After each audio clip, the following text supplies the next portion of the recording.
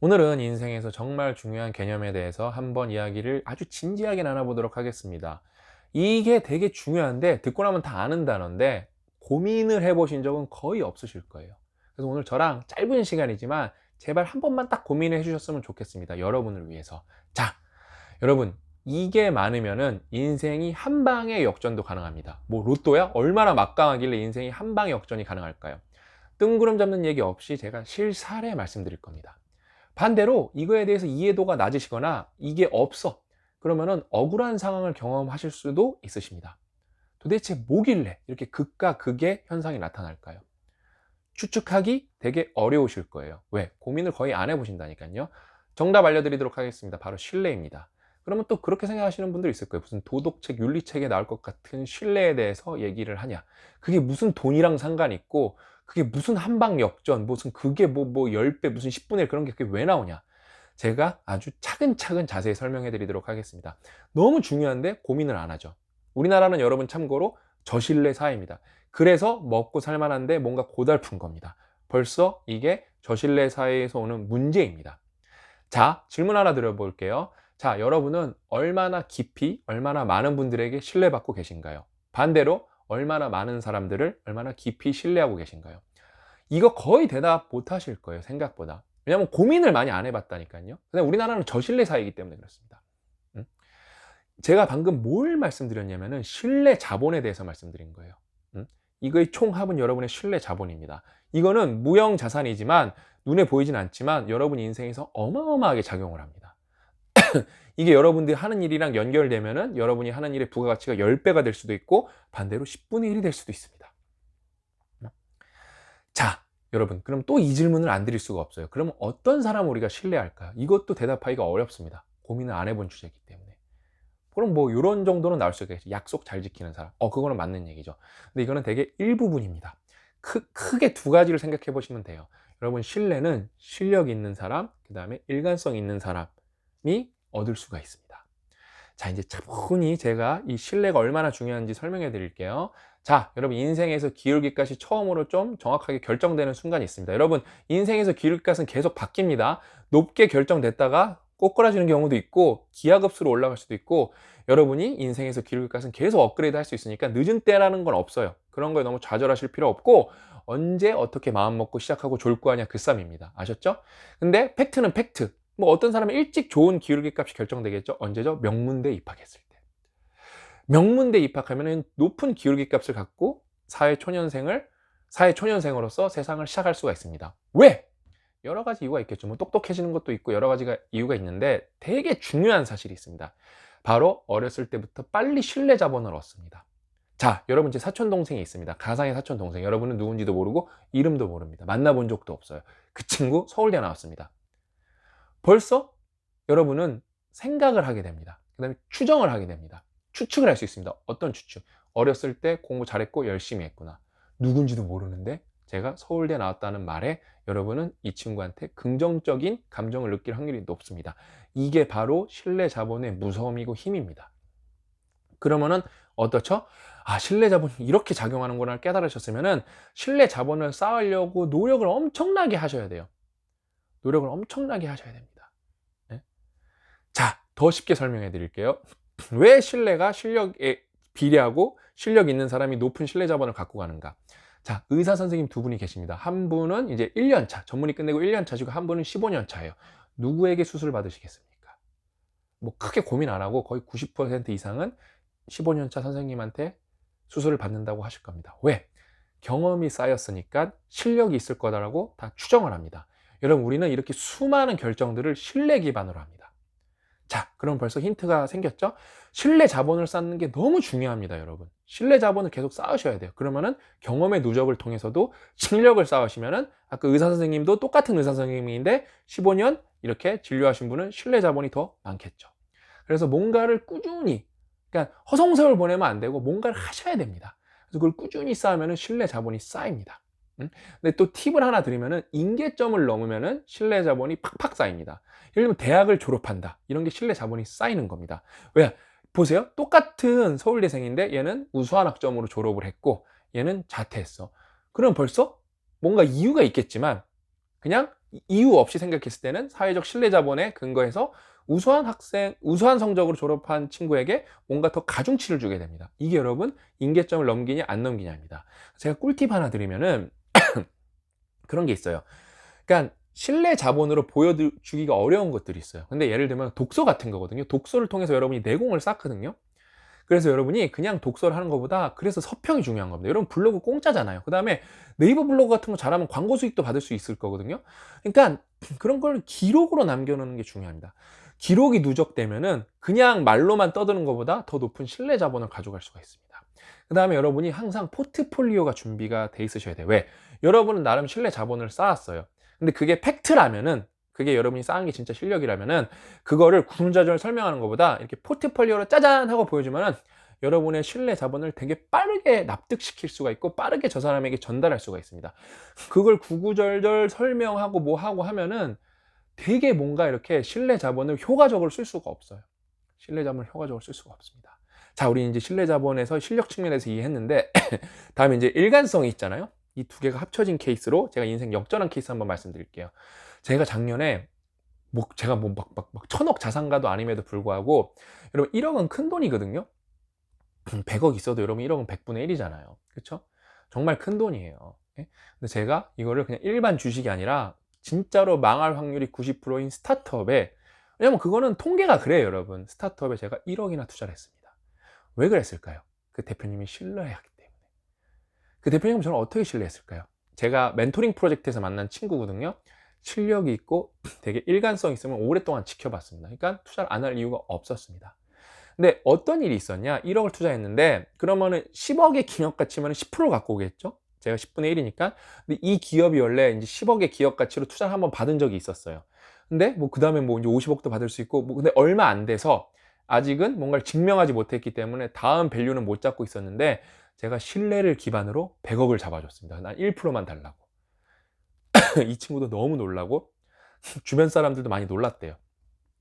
그래서 되게 퀀텀 점프 10배 됐잖아요. 여러분 10배는 스케일업은 인생 역전입니다. 그래서 어떻게 됐냐? 후속 투자를 2번 더 받았는데 다 100억 이상으로 받았어요. 엄청 빠른 시기에. 이게 여러분 신뢰의 힘입니다. 다음 이제 실력 얘기했으니까 이제 일관성 부분으로 가볼게요. 일관된다는 게 여러분 되게 어렵거든요. 어떤 게 일관되는 거냐? 여러분이 한 말을 지켜야 됩니다. 언행일치. 그 다음에 여러분 철학이랑 행동이랑 일치해야 됩니다. 요거는 좋은 예가 뭐냐면은 저희가 최근에 이제 채널명을 스터디언으로 바꾸면서 이제 돈 얘기 뺀다 그랬잖아요. 여러분 이거 리스크가 엄청 큰 행동이에요.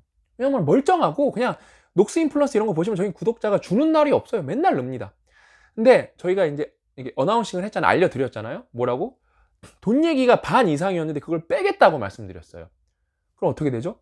그거 보신 분들은 나 돈 얘기 들으려고 이 채널 보는 건데 당연히 구독 취소하십니다.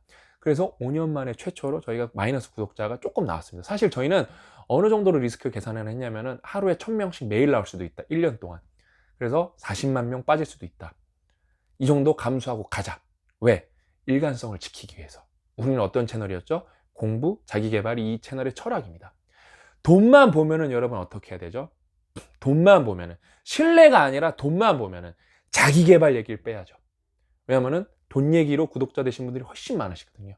근데 저희는 신뢰를 지켜서 단순히 유튜브 수익이 아니라 그거보다 10배를 목표로 하는 겁니다. 다 일관되죠, 얘기가? 얘기가 일관되죠? 제가 일관된다는 말 썼죠? 그래서 제 영상에 신뢰가 가는 거죠. 이게 여러분 자연스럽게 이렇게 얘기가 되는 겁니다. 그러니까 여러분 저희가 이제 돈 얘기를 안 한 거 아니죠? 머니맵이라는 채널을 만들었죠? 여러분 우리가 그 뭐랄까 투자 얘기로 1년에 적게는 2억 많게는 5억 이렇게 벌었다니까요. 그거를 생뚱맞게 더 없애겠다는 거예요. 저희가 중소기업이라서 절대 작은 돈이 아닌데. 근데 왜? 일관성. 여러분들한테 신뢰를 지키기 위해서 그렇습니다. 이게 여러분 보통 쉬운 결정이 아니에요. 예? 근데 여러분 우리가 왜 이렇게 됐죠? 우리가 다 일관돼요. 계속 얘기가. 그냥 저희가 독서 책터비 하다가 뭐 저자가 여러분 뭐 그러면 뭐 이 문학 하신 분만 초대할 수 있는 건 아니잖아요. 저자의 종류가 얼마나 많습니까? 그렇죠? 여러 가지 책이라는 거는 주제가 한정되지 않아 갖고 뭐 요리도 있고 뭐도 있고 다 있잖아요. 근데 우연치 않게 모시게 된 분들이 돈 얘기하는 분들인데 이게 빵 터진 거예요. 근데 저희는 냉정하게 인정하죠. 책터뷰가 터진 게 아니라 돈 얘기가 터진 겁니다. 그러면서 이게 계속 빵빵빵 터진 거예요. 왜냐면 많은 저자분들이 돈 얘기에 대한 이야기를 집필하신 분들이 오시면서 책터뷰가 터진 게 아니라 돈 얘기가 터진 겁니다. 이렇게 잘 오다가 이게 일관성이 너무 이제 우리의 철학과 하는 거가 너무 벌어지기 시작하면 회복이 안 되는 순간이 오거든요. 사실 더 일찍 채널명도 바꾸고 돈 얘기도 빼고 싶었는데, 그럼 또 저희는 어디다 일관성을 지켜야 되지? 우리 직원들한테. 우리 마음에 안 든다고, 이건 우리 철학에 위배된다고 그걸 빼버렸으면 우리 회사가 적자가 되고 연봉도 못 올려주고 월급도 못 주는 판국으로 가거든요. 그럼 뭐 중소기업 뻔하죠. 뭐 우리 돈이 없어 빠이빠이 이래야 되죠. 근데 우리 직원들과 신뢰를 지키기 위해서 쉽지 않지만 꾹 참고 가면서 자기 개발 절대 놓지 않으면서 미래를 도모하자, 이거를 하면서 이제 저희가 상상 스퀘어로 넘어오면서 출판이 잘 되면서 커머스 잘 되면서 저희가 오리지널스가 됐죠. 저희의 약속을 지킬 수 있는 힘을 키워서 그거를 실천을 한 거죠. 저는 여기에 되게 자부심이 있습니다. 일관되게 가는 거에 대해서. 이게 쉬운 결정은 아니거든요. 오히려 머니맵은 더 일관되게 돈 얘기를 할 거예요. 저희가 되게 한계가 뭐였냐면은 책터뷰였다니까요. 집필을 안 하신 분들은 저희가 모실 명분이 없었어요. 모실 명분이 없었습니다. 근데 이제 머니맵에서는 굳이 책터뷰가 아니라 애널리스트 분들도 모시고 그냥 일반 투자자 분인데 통찰이 넘치는 분들도 모실 겁니다. 예? 이렇게 되는 거고, 이제 그러면은 뭐 투자자는 스터디언 못 나오냐? 이제 스터디언에는 뭐 리밸런싱, 뭐 ETF, 뭐 규제, 아파트 규제를 통해서 뭐 청약 이런 얘기는 없습니다. 근데 그분들도 사람이고 공부하시는 분들이잖아요. 그분들이 회사를 공부하는 방법, 그분들이 역경을 이겨낸 인생사, 이런 얘기는 여전히 인간적인 측면에서 스터디언에서 하실 수 있고, 근데 이 회사가 유망합니다, 이런 얘기는 이제는 스터디언에는 없습니다. 저희가 밑바닥부터 머니맵부터 시작해 보려고 합니다. 그 다음에 이게 또 일관성이 있는 게 뭐냐면은, 실패하면은 겸허하게 받아들일 거고 반성하고 다시 도전할 건데, 또 밑바닥부터 시작을 하는 거잖아요. 저희는 이것도 열심히 해서 되게, 그럼 다시 후발주자가 된 거잖아요. 열심히 해서 좀 잘 되는 모습도 보여드리고 싶어요. 그거 되게 또 희망적인 얘기고, 그게 저희가 여태까지 주장했던 거랑 되게 일관된 얘기거든요. 계속 일관되다는 얘기가 자연스럽게 나오네요. 그러니까 여러분들한테 계속 신뢰를 지키고 싶은 거죠. 그래서 일관성을 통해서 저희는 여러분들과 함께 이 신뢰 자본을 계속 쌓아가고 싶습니다. 오늘 여러분 되게 중요한 얘기 드린 거예요. 되게 중요한 얘기입니다. 어떤 얘기?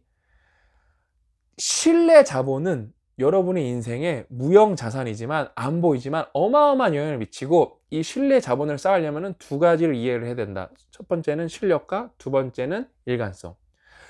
이 정도만 신뢰에 대해서 우리가 철학적으로 고민을 해봐도 여러분이 인생에서, 이 짧은 영상이지만 중요한 거를 놓칠 수가 있는 거를 막으실 수가 있습니다.